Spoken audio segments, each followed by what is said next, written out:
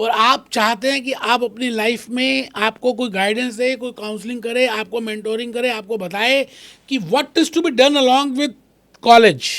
Commerce background में, जो commerce stream में, पता नहीं किस तरह की कमी है कि हम सोते ही रहते हैं, सोते ही रहते हैं। हमें 12th के बाद लगता है कि अब क्या करना है, जबकि ये जर्नी 11 से स्टार्ट हो जानी चाहिए। जैसे ही आपने कॉमर्स लिया, कोई बात नहीं, सर्टिफाई, अभी तक आपने जो 12th क्लास में पढ़ा ना, वो बिजनेस स्टडीज़ को पढ़ा, इकोनॉमिक्स पढ़ा, अकाउंट्स की जनरल एंट्रीज पढ़ी, लेकिन आप करने जा रहे हैं फाइनेंस का एक बड़ा अच्छा सा सर्टिफिकेशन कोर्स, वो भी यूएसए का।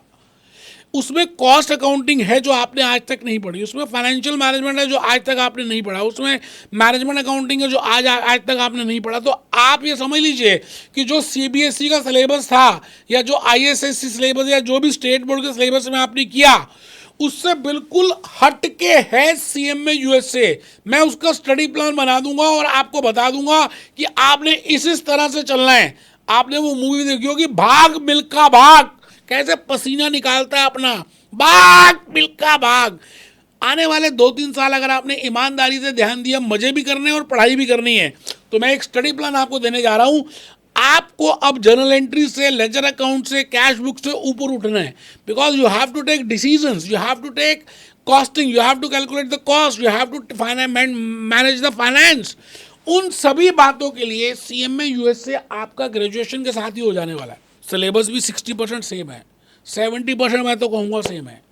अब आपको उसके लिए एक मेंटोरिंग चाहिए, एक मेंटोर चाहिए जो आपको स्टेप स्टेप में गाइड करे कि भाई सेमेस्टर 1 में क्या करना है, आप सेमेस्टर 2 में क्या करना है, आप सेमेस्टर 3 में क्या करना है, कौन सा पार्ट देना है, कौन सी चीज़ पहले करनी है, पहले इसको क्या कैसे करना है, पहले यहाँ से।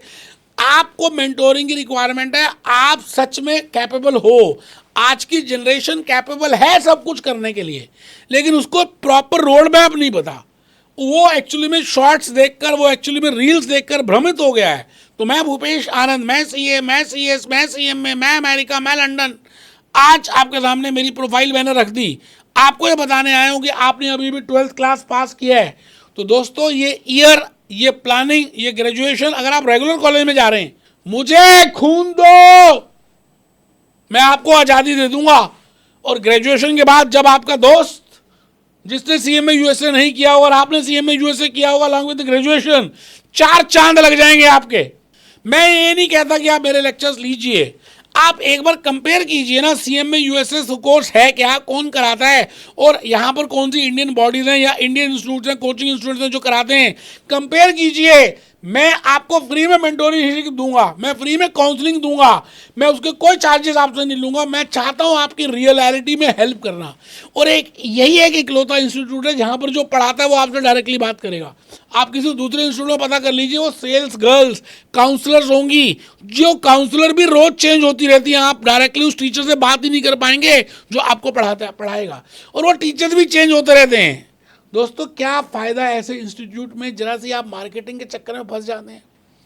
आपने उनका मार्केटिंग देखा, उनकी रील्स देखी, वो काउंसलर्स को पता ही नहीं है खुद सीएमए के बारे में, उनको सेक्शन तक नहीं पता, आप उनकी बातों में फंस जाते हैं। नहीं बेटे, मैं भूपेश आनंद इसी मुहिम पे निकला हूँ। मैं चाहता हूँ कि आप 12th के बाद जब ग्रेजुएशन कर रहे हैं, तो आप अगर सीएमए यूएसए कर लेते हैं अलॉन्ग विद योर ग्रेजुएशन, क्योंकि आपका मिडिल ईस्ट में जाने का इरादा है, या आप Dubai, Qatar, Oman, we have huge number of students in Middle east.